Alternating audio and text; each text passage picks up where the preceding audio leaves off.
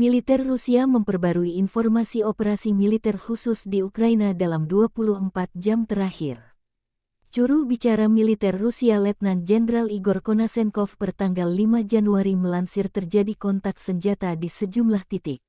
Di arah Kupiansk, serangan artileri pasukan Rusia terhadap area konsentrasi Brigade Mekanik ke-14 dan ke-95 Angkatan Bersenjata Ukraina AFU mengakibatkan eliminasi hingga 30 personel Ukraina.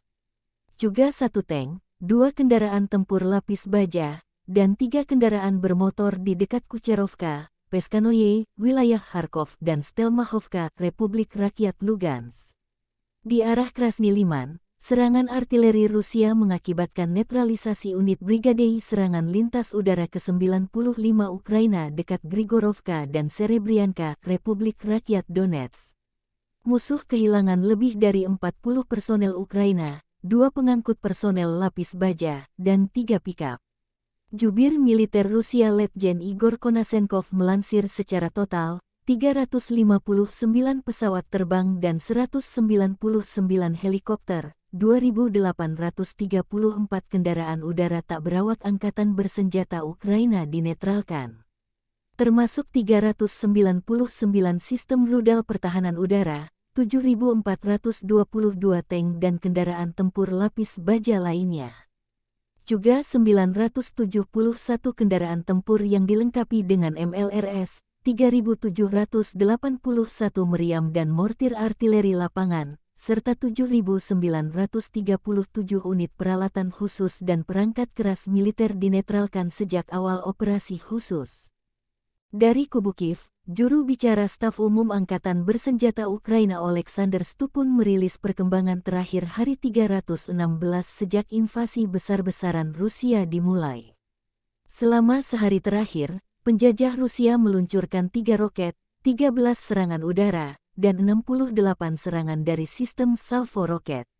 Serangan menyasar infrastruktur sipil kota Bakhmut, Kostiantynivka dan Kurahov di wilayah Donetsk, Nikopol di wilayah Dnipropetrovska dan Kherson. Ada korban, luka parah dan wafat di antara penduduk sipil, kata Oleksandr Stupun.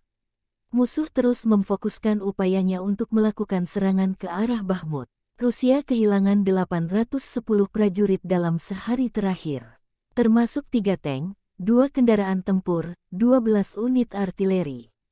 Kremlin juga kehilangan 1 jet tempur, 1 helikopter serta 2 kendaraan peluncur roket ganda MLRS. Secara total, militer Rusia kehilangan 109.720 prajurit sejak awal invasi. Termasuk 3.041 tank, 284 jet tempur serta 271 helikopter. Presiden Ukraina Volodymyr Zelensky bersumpah mengusir penjajah Rusia dari tanah air Ukraina.